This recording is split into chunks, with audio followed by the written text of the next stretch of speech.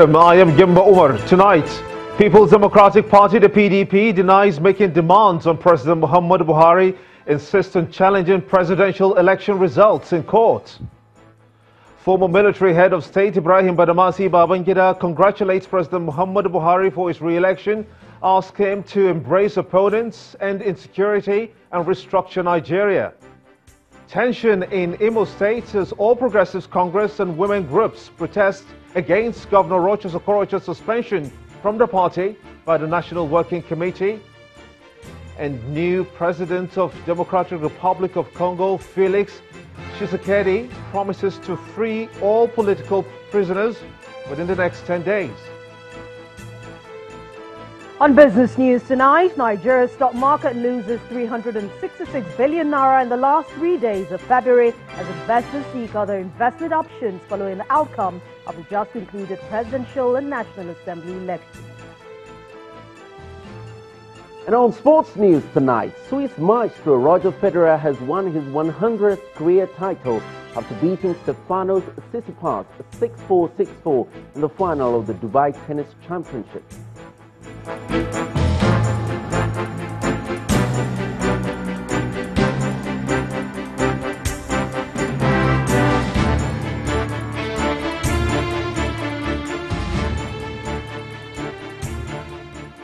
The main opposition, the People's Democratic Party, the PDP, is not giving up on its resolve to challenge the victory of President Muhammad Buhari at last Saturday's presidential election.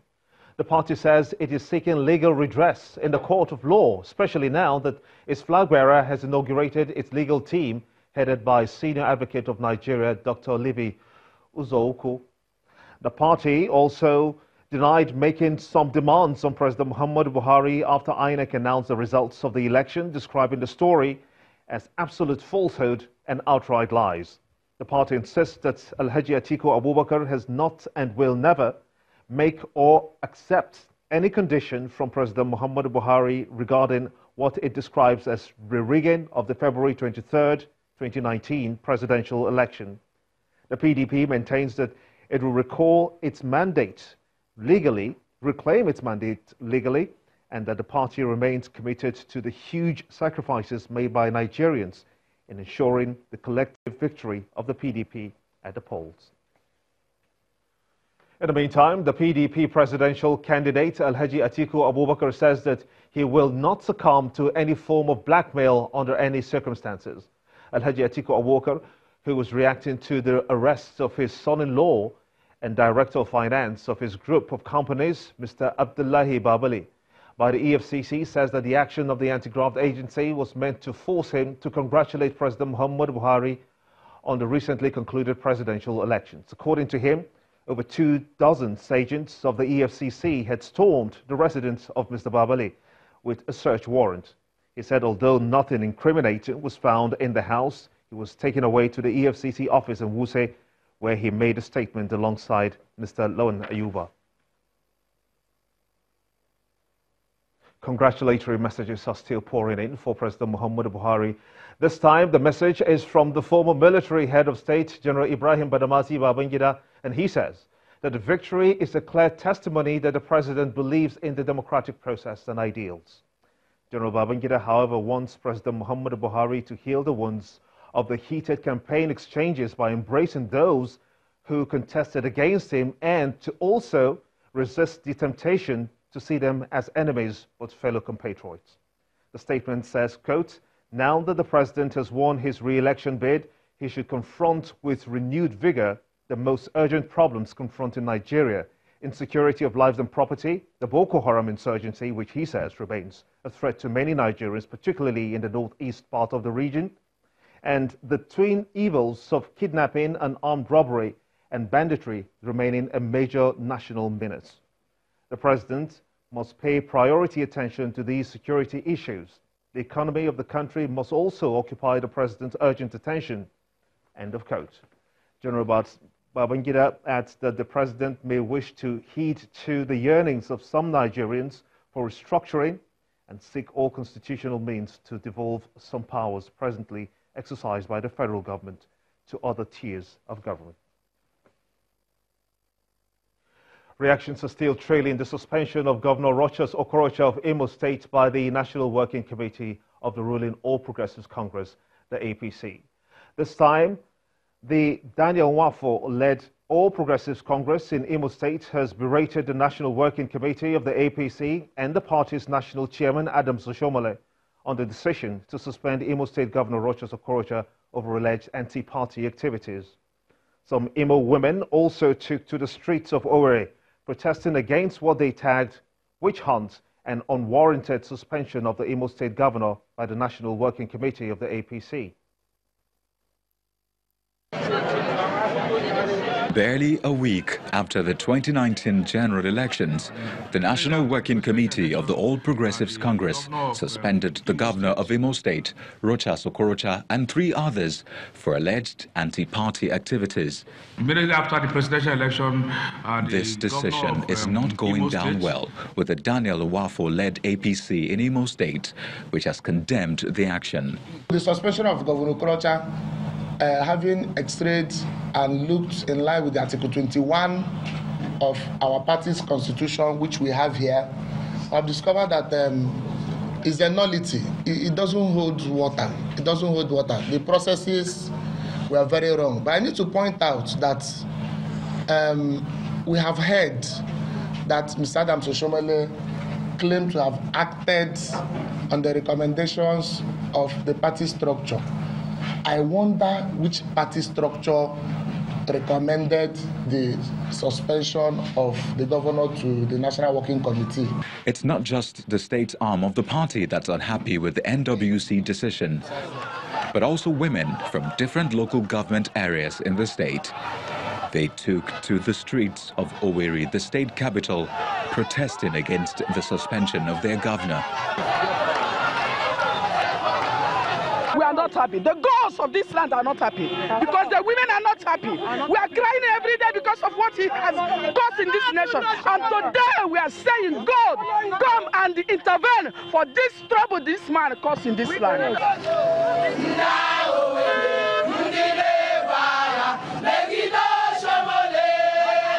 The last may not have been heard of this action by the APC-NWC. Observers are keen to see how the party is able to manage the situation with just a few days to the governorship elections. And staying in Imo State, the governorship candidate of the Action Alliance in Imo State, Uche Nwosu, has continued to woo Imo electorates ahead of the March 9th governorship elections as he takes his campaign to 2 local government areas in Imo State. Mr. Nwosu has promised that if elected governor, he would empower the youths. Supporters and members of Action Alliance in Imo State have occupied the party secretariat along Okigwe Road in Owerri, the state capital, for 2 purposes. First, to celebrate the victory of President Muhammadu Buhari, and then to campaign for more support for their governorship candidate, Uche Nwosu. Few days ago, here, when I addressed you, I told you, and I have to repeat again, that the best thing we can do is to vote President Muhammadu Buhari. Those who are fighting him are those corrupt people. Those who are corrupt and never wanted him to come back. Those are the people fighting him. But today, he here, man. The train moves on, and then Mr. Nwosu stops briefly at the headquarters of the National Union of Local Government Workers, where he is warmly received with the usual solidarity song.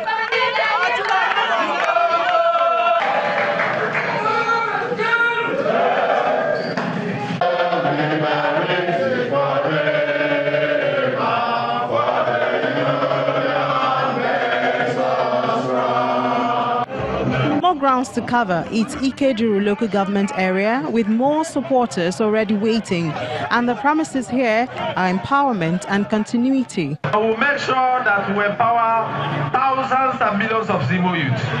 Our rural women, we shall empower them to continue with their businesses. Our governor has given his free education. His Excellency has renovated many schools. I am coming to make our secondary and primary school and ICT Imo State. The scene is similar to that of Obowo local government area, a significant location because it is the home of the first civilian governor of the state, late Sam Mbakwe. Here, Mr. Nwosu reels out more promises and urges all residents to participate in the polls on the 9th of March.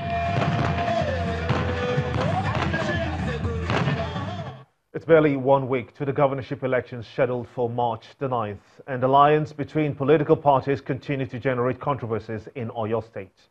The ruling party, APC, which lost the presidential elections to the PDP in one of the most keenly contested elections ever held in the state, is back to the drawing board, mending relationships with some of its estranged leaders.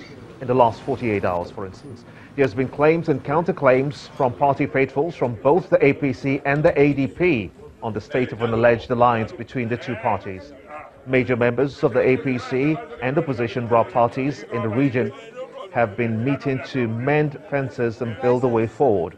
After one of the meetings, the governor of Ekiti State, Kayode Fayemi, and the ADP governorship candidate and one-time governor of the state, Adebayo Alao Akala, briefed journalists on their current stance and the support for the party's governorship candidate, Mr. Bayo Adelabu. I have a long-standing alliance with my OGUN. It's not a recent development, and I just deemed it fit. I came home over the weekend, and I deemed it fit to just drop by to see him. He's my elder brother, and he's our leader, and the Southwest is known to be more often than not a united front. And now that we have a mainstream government at the center, it is in our overall best interest to be aligned with the mainstream political party.